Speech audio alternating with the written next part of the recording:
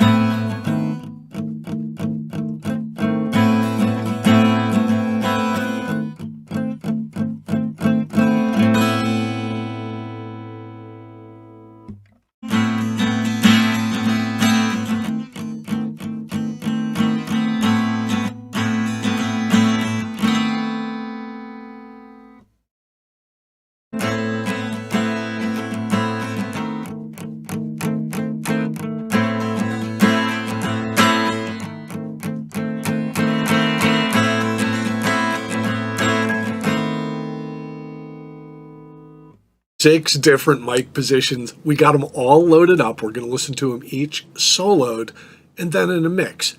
I did gain match them because they were different distances.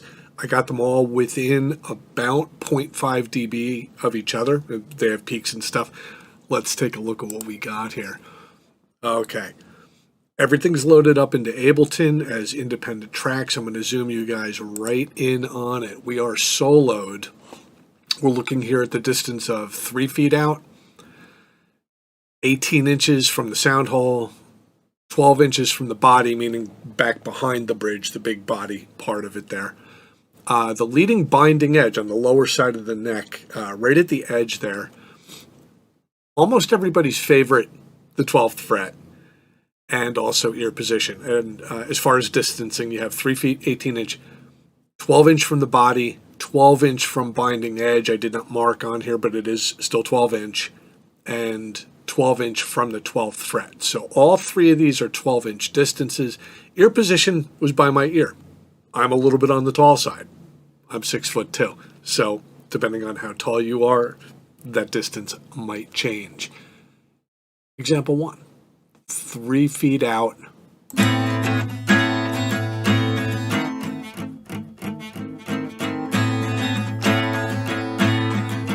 18 inches from the sound hole.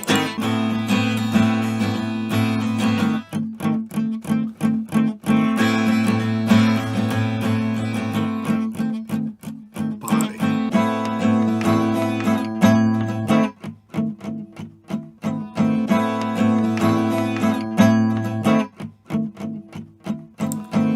Binding.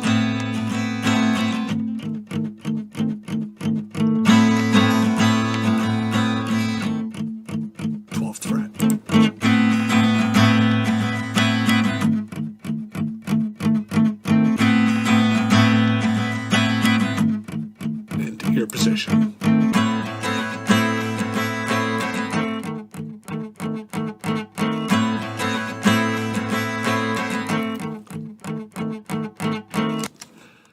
Okay. It seems like they just have kind of a different EQ on them. I tried to play them as similarly as possible, and they're all gained match, so they're pretty, you're hearing them all at the same level, but they do sound like different EQs. Let's listen to some of the most radically different ones. Listen to the 3-foot one, and I'm going to go right to the body, 12 inches from the big face of the guitar.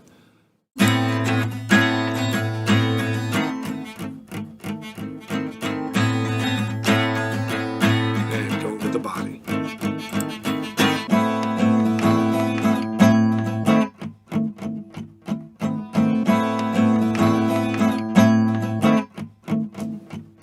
That's pretty radically different. Now, depending on my purposes, I might want to be capturing an acoustic guitar strictly for a solo performance. I might also be trying to get it to sit in a mix with, say, drums, bass, and piano. A lot of times when I record acoustic guitar, I'm very conscious of my mic placement based on where I want it to sit in a mix. Drums, bass, piano, backing. Let me let you hear that without the guitars in it.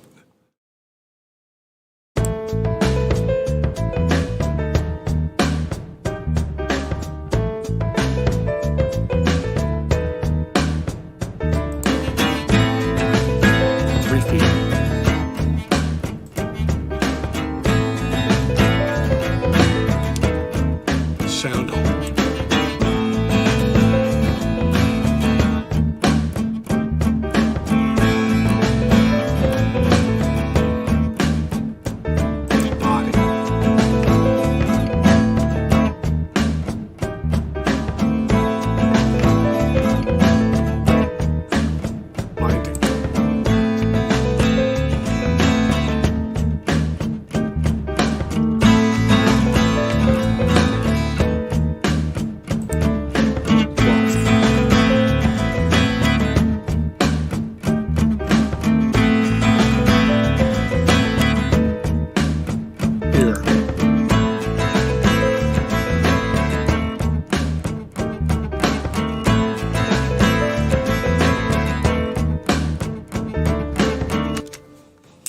Sit differently.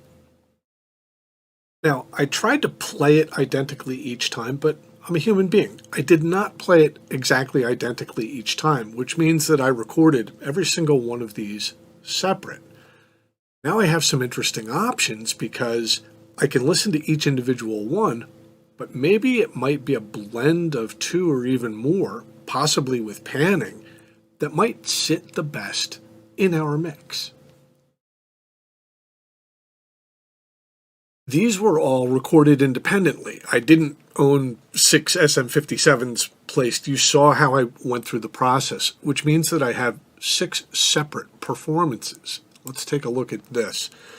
Here they are lined up. I do have a group which controls the volume of everything, and then 1, 2, 3, 4, 5, 6 separate guitars on here. Well, if they were all on, it would sound like this, and it's going to be a little bit on the loud side, so let me back it down so I don't kill you.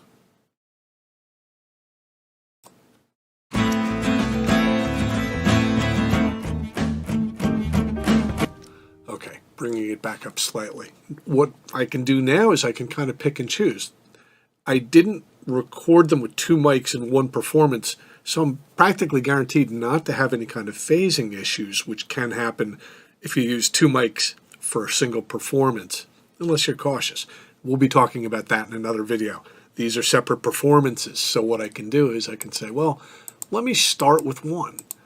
I will start with the one recorded 3 feet away. I'm going to pan it left a little bit. I'm going to add in the binding edge. Pan it right.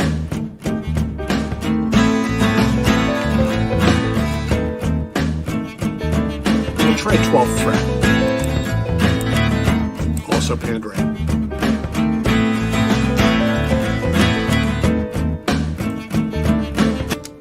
going to solo just the guitars so I can audition this. Let me try try the ear position is the one that I have panned right a little.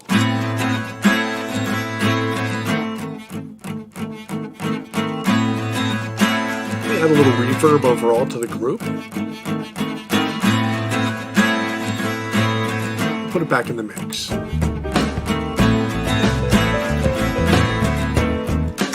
This is where I'm at a phase where I can start experimenting around and see what I like. The best recommendation that I can make to anyone doing this is try a few different positions regardless of your source. We used acoustic guitar today.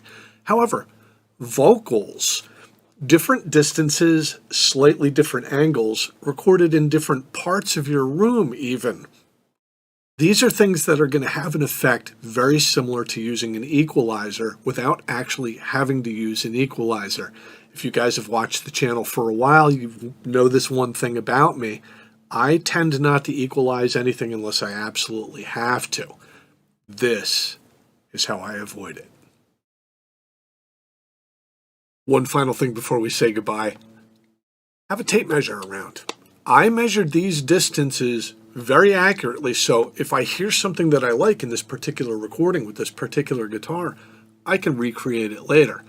You don't have to. It's just something that I know about myself. If I have a client coming in and they're looking to get a particular style to sound a particular way, sometimes that tape measure will come right back out.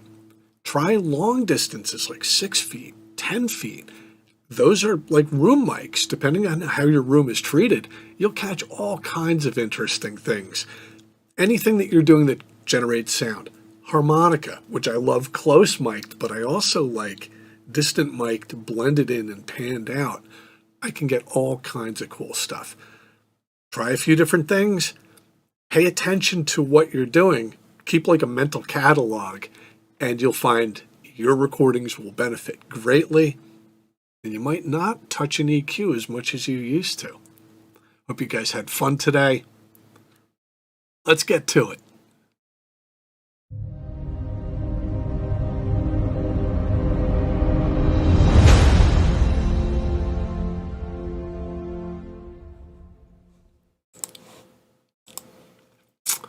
Hey guys.